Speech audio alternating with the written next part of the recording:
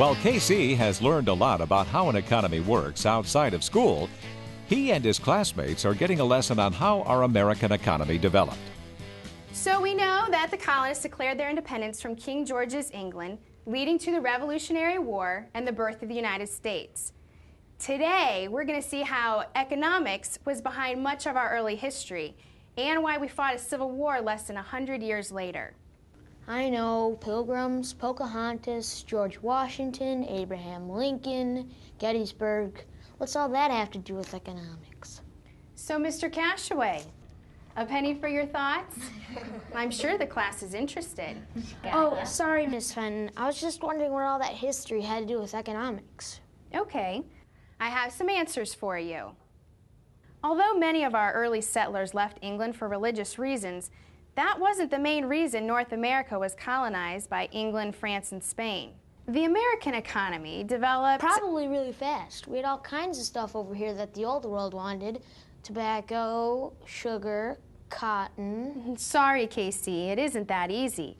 There was this messy little thing called mercantilism. Huh?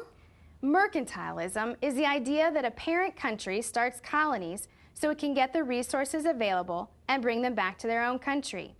Then they make goods and sell them back to the colonies. For example, the New England colonies shipped lumber to England.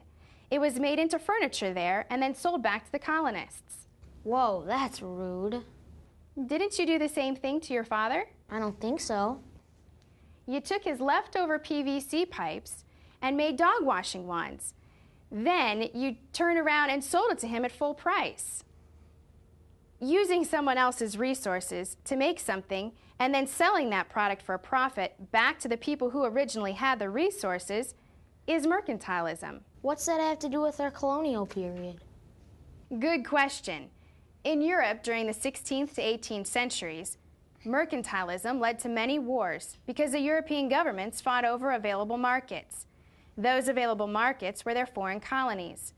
From the colonies, European countries could guarantee a flow of materials into their own economies. A couple of important goods that came from England's North American colonies were tobacco and cotton. In fact, tobacco is even used as currency. Mercantilism went out of style and started to be replaced by capitalism when Adam Smith wrote his famous book called The Wealth of Nations. I wonder if that's in the school library. Stay with us, Casey. Okay. Now, we know that tobacco and cotton were two very important trade goods during the colonial period. This brings us to the topic of slavery. We know that slavery was morally wrong, but it was a major part of the colonial and early United States economy, especially in the southern states. For many of our early years, tobacco and cotton were picked by African slaves who were brought here during the colonization. Yes, Casey? Did all the southern farms have slaves? No, only 1 in 4 Southerners owned slaves. But the wealth generated by plantation slavery was important to the economy in that part of the country. Wealthy planters had free labor and all the political power. Small farmers couldn't compete. But they didn't protest it much because they did business with the slave-holding planters for things like access to cotton gins, feed for their livestock, and loans. Miss Fenton, what was happening in other parts of the country when Southerners owned slaves? There was something very big happening up north, the Industrial Revolution. And this fed into the tension between the northern states and the South. The North was becoming a modern, capitalist economy and society, while the South continued its plantation slavery.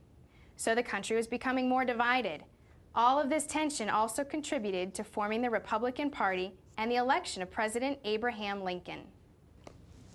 Did that cause the Civil War? Partly. Tariffs, or taxes on imports and exports, and trade were two of the economic causes. The agricultural South imported most of its manufactured items, like furniture and cloth, from Europe, or got them from the North. But the North had a growing industrial economy that thought foreign trade was competition.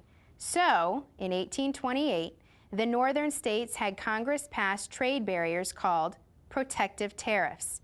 The South thought those tariffs were harmful to their economy. The most famous of these tariffs was called the Tariff of Abominations.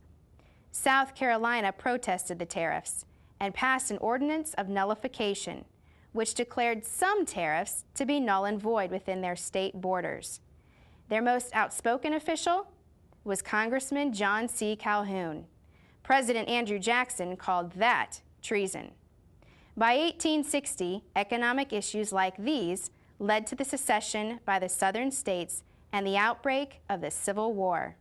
So class, slavery wasn't just a moral issue. It was an economic issue.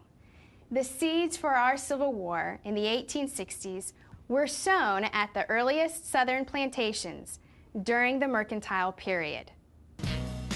I'm Professor Moneypenny, and I'm back one last time. No, don't beg me. I have to go. We're going to review the last program, and that was program number 5. Now, in this program, we went to class with Kyle and his friends and learned about the economic impact of the colonial period with its roots in the system called mercantilism. After all these years, and we still have to call it mercantilism.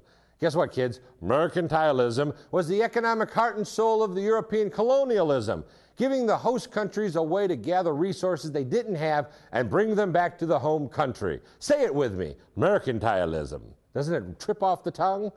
This helped the home country build its economy by taking raw materials like lumber, shipping it home, making something like furniture out of the lumber. My, this is a comfy couch.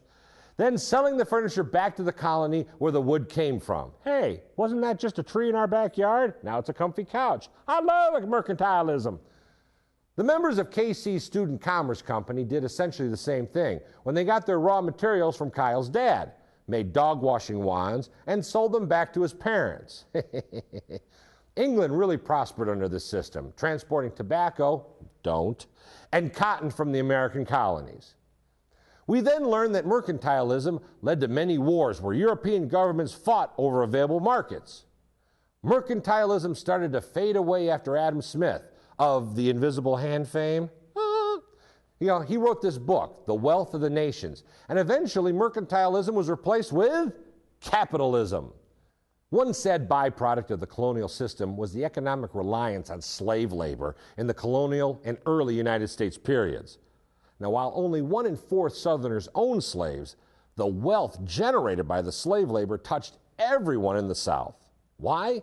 Because small farmers relied on the large plantation owners for access to things like cotton gins, feed for their livestock, and loans.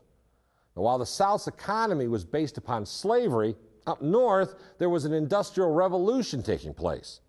This led to tensions between the North and South, with the North turning into modern capitalistic society while the South maintained the plantation economy. Because there wasn't much manufactured in the South, Southerners imported a lot of goods from Europe or bought them from the North.